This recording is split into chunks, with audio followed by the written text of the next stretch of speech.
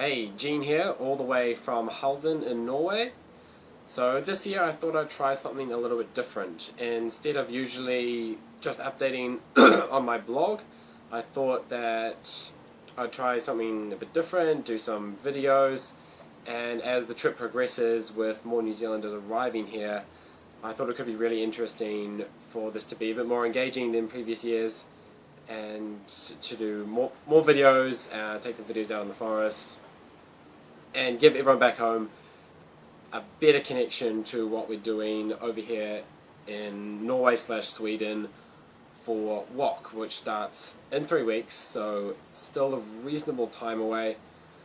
But there are lots of international runners over here already in training camps and doing their individual training to all prepare as best as they can for WOC. And I've been in Europe for a week and a half already, and I will talk quickly about O-Ringen, which I did last week, and then a little bit about what I'm going to be doing over the next few weeks before WOC.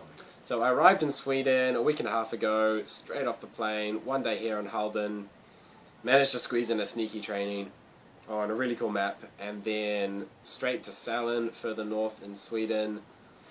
Knocked off my 6th O-Ringen, which I'm pretty proud of, and yes, I'm a little bit obsessed with O-Ringen, but there are some massive pluses to this huge event in Sweden, and I'd really encourage people looking at coming to Europe in future years to try to fit it into your schedule. It's normally at a pretty convenient time.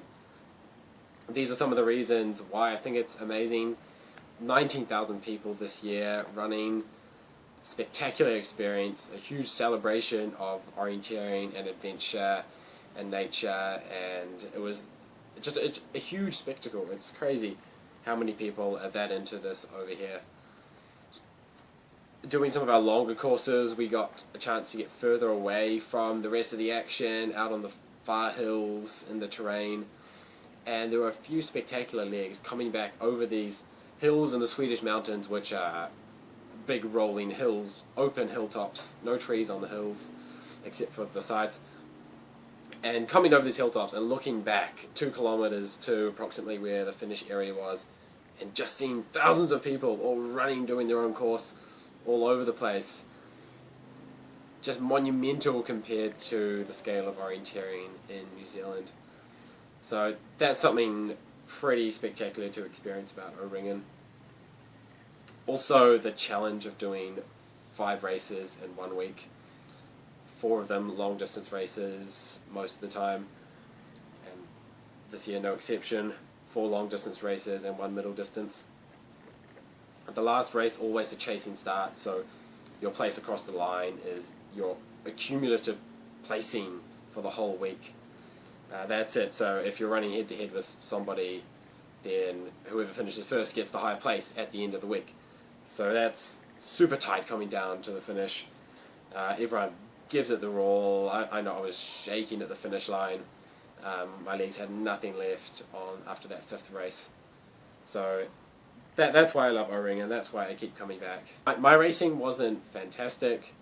Last year I did Elite 1 and probably did better than what I've done in Elite 2 this year, which was a bit of a shame. I had a bit of a shit race on the 4th stage, lost myself quite a few places, and had 3 really good long distance races. My middle distance was a bit average, but that 4th stage really lost me quite a bit of time. I do feel I redeemed myself a bit on that 5th stage, managed to pull 10 places in that chasing start. It's always been a strong point for me, racing close to other people. I get in a better zone, I'm more aggressive, more focused, and I was just running through runners the whole time with them for a bit. I don't know where they went. It was quite tricky. I was just pushing hard with somebody else, we'd go a different way, never see them again, and turns out I pulled 10 places, so really stoked with that as a last stage. Really good to go out on a high. Another thing that I thought was pretty incredible at O-Ringen this year was seeing the finisher, the single finisher of the woman's 90 grade. So she's over 90 years of age, and seeing her finish, I mean, she was hobbling down the the finish shoot, and of course she dominated the commentary for that minute while it took her to get down the finish chute, and everyone was applauding her. There was also a men's 90 who I didn't get to see finish, but that was pretty special for everyone. Pretty incredible that they can be so active in the outdoors at that age and so confident out in the forest by themselves. Of course, they're not doing incredibly long races, but for someone of that age, it's more impressive than what we do as fit young athlete. And as usual at O-Ringen, the massive finish shoots. Some years have been a bit disappointed. They've had some shorter finish shoots, but I think this year we were looking at around 40 to 50 seconds as the fastest finish split time. And there's always some people going hard out on the finish, which is super fun to see. Really cool. I know I got the second fastest in my grade on that last stage, and it took me 49 seconds to get down that finish chute. So it's super tough in front of everyone just giving it their all. Some of the reasons why I love O-Ringen and keep coming back to it. So after O-Ringen, I've come back to Halden, where I intend to stay for another 2 weeks, training here specifically for walk. I'm racing sprint, long and relay.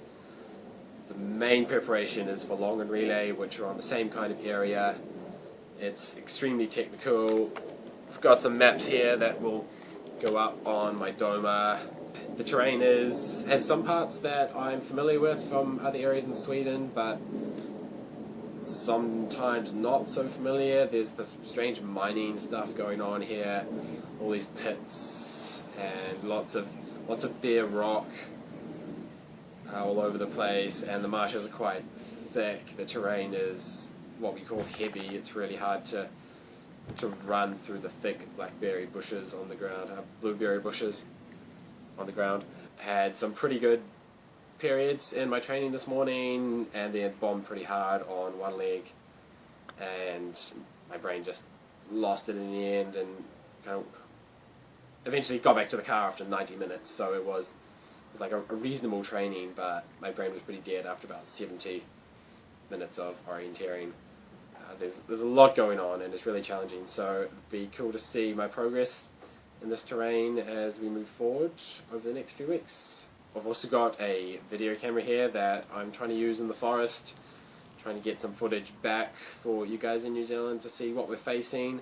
I hope that's really cool for some of the younger people who are so used to running in New Zealand that this terrain overseas is just blowing their mind, and it would be really cool for them to see the first-hand view in the forest, see me get lost a little bit on the camera, and also the rest of the team will be able to produce some good videos once we're here together training for WOC.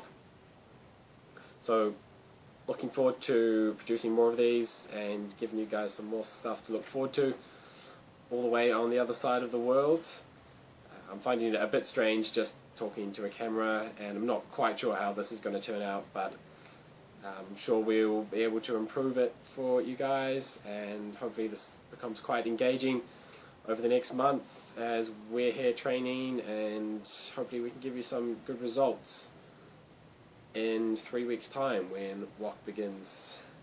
So that's all I'm going to do for now, but expecting to put more of these up very soon, and interested to see what you think about this. Have you got any other suggestions of ways that we can make it a lot more interesting for you guys, because there's a lot that goes on here before WOC.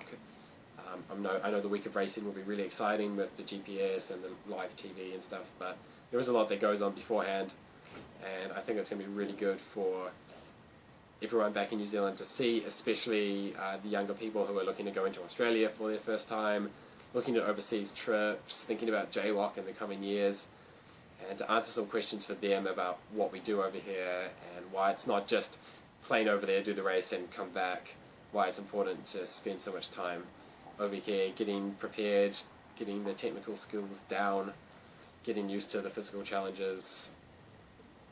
So yeah, that's all I've got time for, but I'll see you again soon.